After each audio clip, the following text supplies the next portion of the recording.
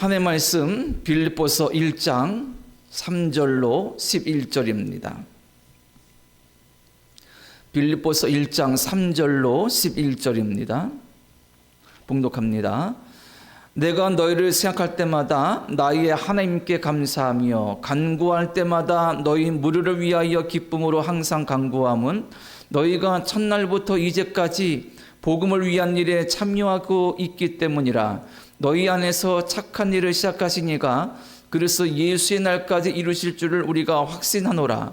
내가 너희 무리를 위하여 이와 같이 생각하는 것이 마땅하니 이는 너희가 내 마음에 있음이며 나의 매임과 복음을 변명함과 확정함에 너희가 다 나와 함께 은혜에 참여한 자가 됨이라.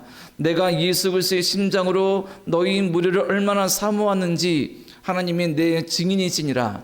내가 기도하노라. 너희 사랑을 지식과 모든 총명으로 점점 더 풍성하게 하사 너희로 지극히 선한 것을 분별하며 또 진실하여 허물 없이 그리스도의 날까지 이루고 예수 그리스도를 말미암아 의의 열매가 가득하여 하나님의 영광과 찬송이 되기를 원하노라. 아멘. 자, 빌립보서를 시작하고 우리가 2절까지 인사말을 보았습니다. 그리고 지난 시간부터 3절로 11절까지 보게 되었는데 인사말과 좀 연결되어서 바울이 빌립보 교회 성도들에게 감사도 하고 또 칭찬도 하고 자신의 마음을 좀 드러내 보이기도 하는, 어떻게 보면 인사말을 좀 더 길게 좀 더 풀어서 좀 더 진지하고 좀 더 감정적으로 느낄 수 있도록 인사하고 있는 부분입니다. 하지만 단순히 인사의 의미를 담은 것이 아니라 많은 의미가 있지요. 그래서 우리가 이 본론 가운데 있는 어떤 믿는 자가 가져야 될 삶의 모습, 삶의 스타일, 기독교인이라면 이런 모습이 있어야 돼라는 것들을 몇 가지를 찾아보고자 했는데, 지난 시간에는 그것을 기쁨을 찾아보았습니다. 그래서 3절부터 5절까지 말씀을 보면서 믿는 자에게, 예수를 영접한 자에게는 기쁨이 있다라는 것을 보았고, 오늘은 두 번째 시간으로 6절로 8절까지 볼 것입니다. 여기에는 두 가지 정도의 어떤 주제가 있는데, 즉 기독교인이라면, 예수를 믿는 자라면 이런 삶의 양식, 삶의 모습이 있어야 된다는 것을 말해주고 있는데, 한 가지는 희생이고 한 가지는 협력하는 것입니다. 먼저 6절 보면 바울이 이런 말을 합니다. 너희 안에서 착한 일을 시작하신 이가 그래서 예수의 날까지 이루실 줄을 우리가 확신하노라. 아멘. 자, 착한 일을 시작하셨다. 하나님께서 이 성도들 안에, 예수를 믿는 사람들 안에 시작하신 이 착한 일이 무엇인가? 빌립보 교인들에게 바울이 하나님께서 너희 가운데 착한 일을 시작하셨고 또 그것을 이루실 것이다, 즉 완성하실 것이다, 이렇게 말하고 있거든요.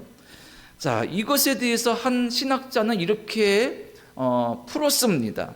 원어적 의미에서 착한 일을 그 시작과 이루실 줄을 믿노라, 이것을 완성이라는 의미에서 볼 때에 이것을 희생 제물 같은 의미로 보았다는 겁니다. 이게 어떤 의미냐면, 헬라인들은 어떤 희생 제사, 희생식 같은 것들을 생활 가운데 많이 했다 그래요. 그래서 이방 신에게 섬기는 희생 제사도 있을 것이고, 그리고 뭔가를 깨끗하게 하는 희생 예식도 있을 것이고, 그럴 때 사용된 단어가 바울이 사용한 시작이란 단어와 이룬다라는 단어라는 겁니다.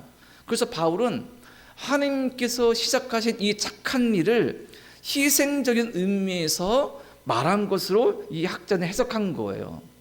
예를 들면 로마서 12장 1절에 우리가 너무 잘 아는 말씀이 있는데, 그러므로 형제들아 내가 하나님의 모든 자비하심으로 너희를 구하노니 너희 몸을 하나님이 기뻐하시는 거룩한 산 제물로 드리라. 이는 너희가 드릴 영적 예배니라. 이렇게 말씀하고 있거든요.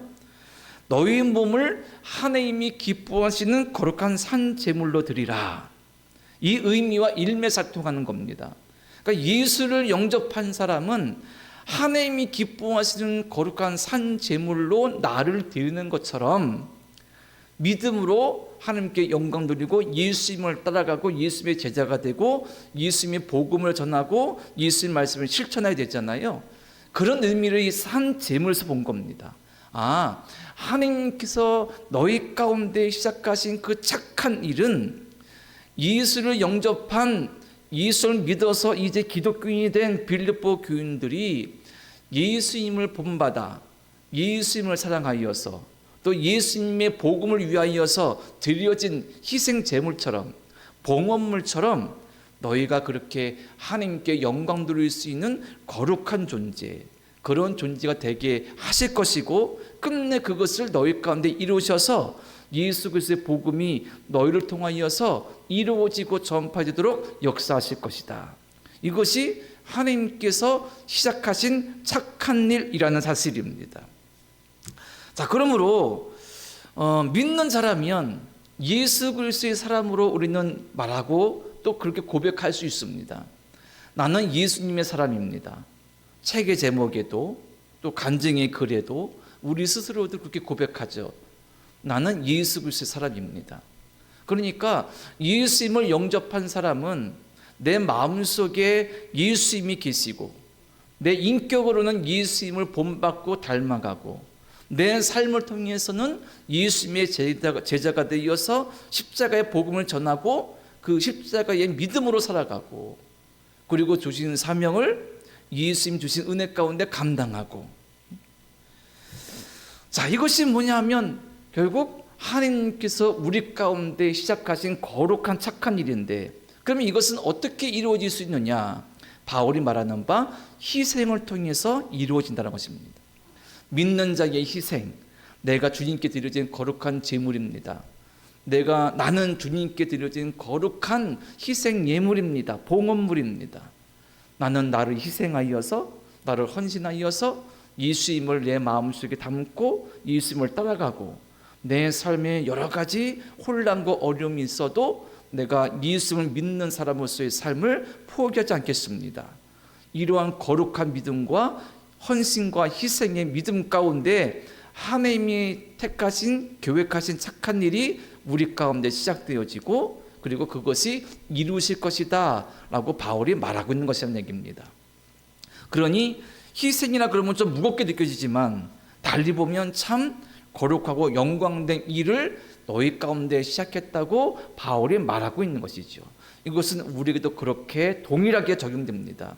하나님께서 우리 가운데 착한 일을 시작하셨습니다. 우리를 통하여서 하나님의 거룩한 뜻이 실현되도록, 우리를 통하여서 예수 그리스도의 그 사랑과 은혜가 드러나고 전파되도록 우리를 사용하시고 택하셨습니다. 우리는 그것을 사랑으로, 희생으로, 헌신으로, 충성으로 감당하는 예수의 사람들이 되어야 된다는 사실을 오늘 말씀은 우리에게 알려주시고 있고 우리에게 강력하게 권고하고 있는 것이지요. 자, 그러면 이것이 6절에 나와 있는 희생에 대한 메시지라면 7절과 8절에는 뭐가 나와 있냐면 믿는 자들은 서로 힘을 합해야 된다, 협력해야 된다라고 말해주고 있습니다. 그 중에 바울이 7절에 이렇게 말합니다. 내가 너희 무료를 위하여 이와 같이 생각하는 것이 마땅하니 이는 너희가 내 마음에 있음이며 나의 매임과 복음을 변명함과 확정함에 너희가 다 나와 함께 은혜에 참여한 자가 됨이라. 아멘. 마지막 부분에 있는 너희가 다 나와 함께 은혜에 참여한 자가 됨이라. 은혜에 참여한 자, 우리가 주님께로부터 은혜를 받았죠. 거듭남의 은혜, 구원의 은혜, 생명의 은혜, 이 받은 것을 함께 나누고 함께 감당하는 책임이 있다는 것이고 사명이 있다는 겁니다. 이것을 바울이 좀 더 거기에 사용한 말을 통해서 보여주는 것이 뭐냐 하면 우리가 읽은 7절 중반쯤에 이런 말이 있습니다. 나의 매임과 복음을 변명함과 확정함에, 이렇게 말합니다. 변명함과 확증함으로 복음을 뭐라 그러는 겁니까? 전하고 지킨다, 이런 의미를 갖고 있거든요. 자, 그러면 변명과 확증이라는 두 단어가 있습니다. 이것도 좀 원어적으로 본다면 조금 도움이 되는데, 변명이란 말은 아폴로기아라는 헬라어입니다. 이것은 어떤 의미냐면 외부로부터 오는 공격이나 어떤 방해, 그런 것들을 막아내고 방어하고 지켜내는 것을 말합니다. 곧 바울이 전한 복음, 예수 그리스도의 복음을 지키고 외부로부터 오는 공격을 막아내는 것입니다. 당시 우리가 아는 것처럼 이 예수 그리스도의 복음은, 즉 바울이 전한 이 복음, 기독교는 그 당시 사람들에게는 낯선 것이었고 도무지 들어본 적이 없고 이해할 수 없는 것이었습니다. 그들은 온 세상 전체가 수많은 신으로 가득 차 있었다고 생각하고, 그리고 온갖 잡다한 우상들을 섬기면서 그들의 전통과 문화가 생겨났는데, 예수라는 사람이 실제 이스라엘에 와서 그가 30년 정도 살면서 그가 십자가에 못 박혀 죽었는데 그가 부활했다. 그 예수란 존재가 세상을 구원할 메시아이고 하나님의 아들이다. 어떻게 보면 당시 헬라인들, 그 당시 보자면 최고로 많이 배우고 많이 알던 지식인들에게, 그리고 여러 종교에 익숙한 그들에게는 이건 얼토당토하는 말일 수도 있었을 것입니다. 그러니까 얼마나 외부로부터 많은 방해와 공격이 있었겠습니까? 그리고 심지어는 시간이 갈수록 로마 제국 내에서 이 기독교인들을 박해하게 되었고, 수없이 많은 사람들이 목숨을 잃고 많은 고난과 박해를 받았지 않습니까? 자, 그때도 이 예수 그리스도의 복음을 논리적으로, 이성적으로, 또 어떤 철학적으로 반론을 제기하는 사람도 많았을 것이고, 또 그것을 무력으로 강압하는 사람도 많았을 것입니다. 이 변명이란 말은 변호한다 그런 말처럼 외부로부터 예수 그리스도의 복음을 공격하는 논리, 이성, 지성 이런 것들에 대해서 방어하고, 그리고 그것을 막아내는 어떤 생각들, 주장들, 논리들 말씀드린 것입니다. 이 시대도 마찬가지죠. 종교적인 시대를 지나가면서, 그러니까 50년, 100년 전만 해도 많은 사람들이 신앙을 가지고 있었습니다. 그것이 기독교이든 천주교이든 불교이든 어떤 종교이든 많은 사람들이 마음속에 있는 하나님이 심어주신 그 종교적인 힘성으로 종교를 믿었죠. 그런데 시대가 바뀌면서 발달하면서 종교에 대한 관심들이 많이 떨어졌습니다. 그러니까 뭐가 많이 득세하느냐? 무신론이 많이 등장하죠. 세상에 신은 없다라는 주장이 많이 설득력을 얻습니다. 그리고 그 무신론을 믿고 주장하는 사람들은 너무나 떳떳하게 그것을 말하고 주장하죠. 이러한 외부로부터의 복음에 대한 공격과 그리고 어떤 논리적인 대결에서 믿는 자는 그것에 대해서도 준비를 하고 막아낼 수 있는 무엇인가 있어야 된다. 종교다원주의도 있습니다. 예수를 믿어서만 구원받는 것이 아니라 여러 가지 것들에, 만약에 하나님이 정말 계신다면 불교를 믿어도 이슬람교를 믿어도 뭘 믿어도 끝내 한 꼭지점에서 만나지 않겠느냐. 그러니까 무엇을 믿어도 다 구원받을 수 있다. 이게 종교다원주의의 핵심 아니겠습니까? 산 정상에 올라가려면 동쪽에서도 서쪽에서도 남쪽에서도 북쪽에서도 올라갈 수 있는데 결국 다 만나는 것 아니냐. 이러한 종교다원주의, 그리고 여러 가지의 어떤 하나님을 대신하고 예수 그리스도 복음을 대신하는 물질만능주의, 권력 추구, 그리고 여러 가지 탐욕, 욕망들, 죄악들, 그런 것들의 외부로부터의 공격에서 믿는 자는 맞서서 이길 수 있고 말할 수 있고 설득할 수 있고, 물론 복음 진리가 사람 말로 다 될 수는 없으나 외부로부터 오는 공격에 최소한 내 믿음을 지킬 수 있는 무엇인가의 분명한 믿음의 신념이 있어야 되겠죠. 믿음의 고백이 있어야 될 것입니다. 이것이 바로 변명이라는 것의 의미고요.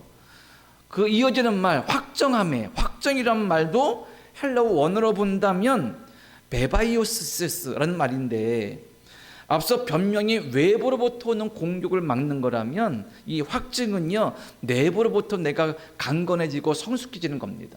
그러니까 교회 안에서 서로 성도 간에 기도해주고 격려해주면서 신앙이 성장하고, 경건생활, 신앙생활, 기도생활, 묵상생활 통해서 내 믿음이 높아지고, 함께 교회 안에서 성경 공부하면서 서로 배워가면서 교회 안에서 신앙 공동체 가운데 서로 내부에서 믿음이 굳건하게 세워지도록 함께 힘을 합치는 것이 확증의 의미라는 겁니다. 그러니까 그건 뭡니까? 기독교인은 외부로부터 오는 공격으로부터 복음을 지키고 내부에서부터 성도들을 굳건하게 세워나가서 강건하게 되어서 복음을 지키는 자들이다 라고 바울이 말하고 있는 것입니다. 단 여기서 우리가 좀 주의할 점이 뭐냐면, 외부로부터 오는 공격이나 그런 어떤 주장들과 맞서려면 우리는 꼭 그것을 너무 좀 과격하거나 뭔가의 다툼, 뭔가의 전쟁으로 여길 때가 많습니다. 흔히 우리가 영적 전쟁이라 말하면서 영적 전쟁이라고 생각하면서 너무 세상과 그것을 주장하는 사람들과 적대하여서 싸우기도 하고 혐오를 부추기기도 하고 차별을 말하기도 하고 그런 경우들이 있습니다.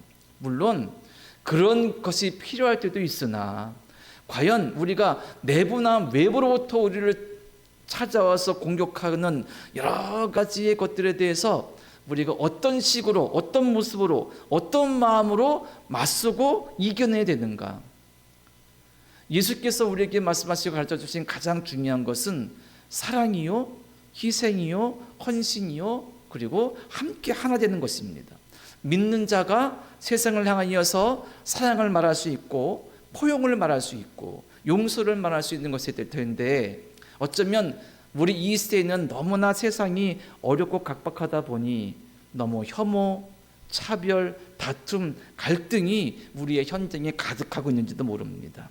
그러니 우리의 믿음을 지키고 예수 그리스도의 복음을 지키고 그것을 전하려면 예수 그리스도 사랑으로 내가 충만한지, 포용할 수 있고 용서할 수 있는 마음이 내게 있는지, 이런 믿음의 마음속에 예수의 마음이 있는지를 우리가 곰곰이 묵상하고 또 돌아보면서 그런 믿음으로 우리가 세워져야 됨을 또 잊지 말아야 줄로 믿습니다. 또 본다면 협력하여서 함께 이렇게 믿음을 지켜나가고 함께 동역자 된다면 또 무엇을 협력할 수 있는가? 바울이 지금 어디 있는지 기억해야 됩니다. 바울이 지금 감옥에 있잖아요. 그리고 바울이 빌립보 교회 성도들에게 말하고 있습니다. 너희가 나를 긍휼히 여기고 불쌍히 여기고 나와 함께 해주고 나의 힘이 되어줘도 고맙다. 그래서 내가 기쁘다. 이것이 빌립보서의 핵심 주제 중에 하나지 않습니까?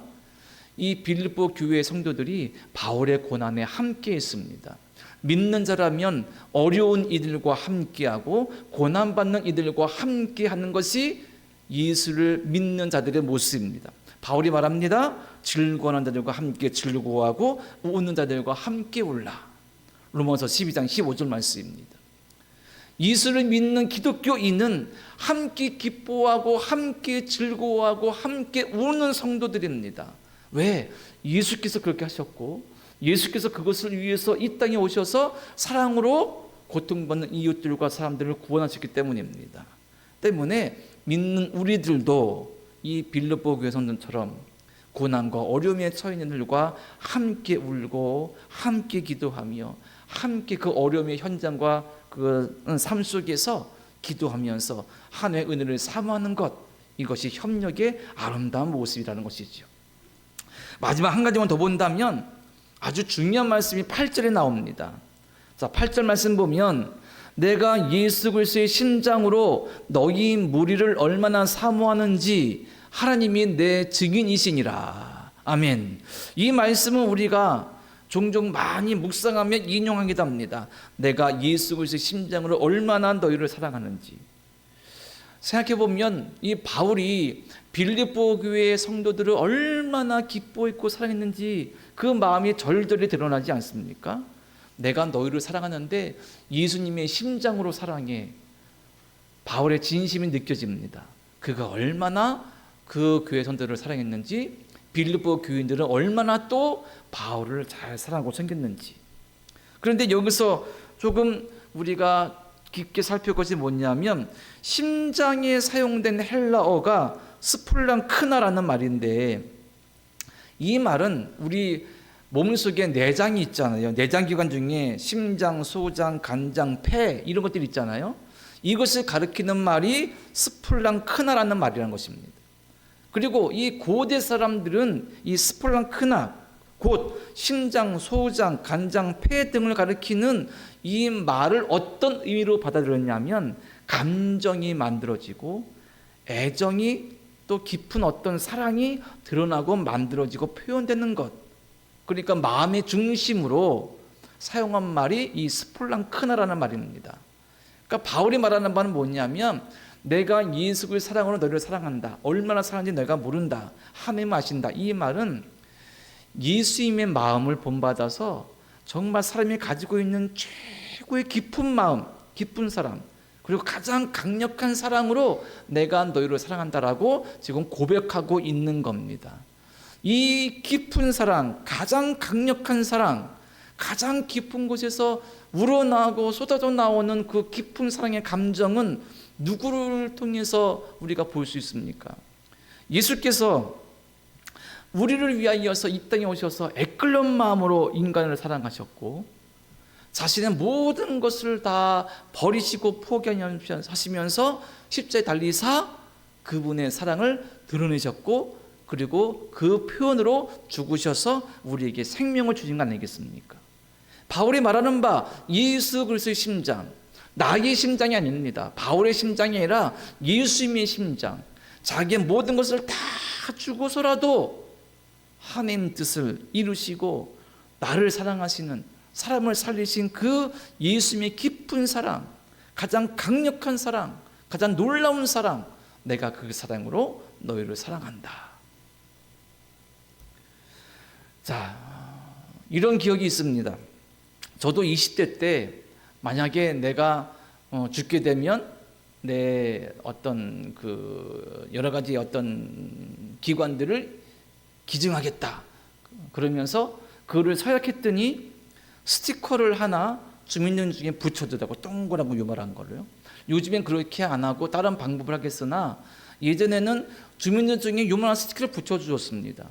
그러니까 만약에 무슨 사고가 났거나 어떤 그런 상황 되면 신분증을 보고 그 스티커가 붙어 있으면 아, 이분의 어떤 것을 기증하는 그렇게 서약한 사람이구나라고 판단해서 그렇게 될 수 있도록 한 것이었는데 조금 지나니까 신분증을 넣었다 뺐다 하기도 하고 또 사용하다 하니까 그 스티커가 닳아서 없어져 버리는 거예요.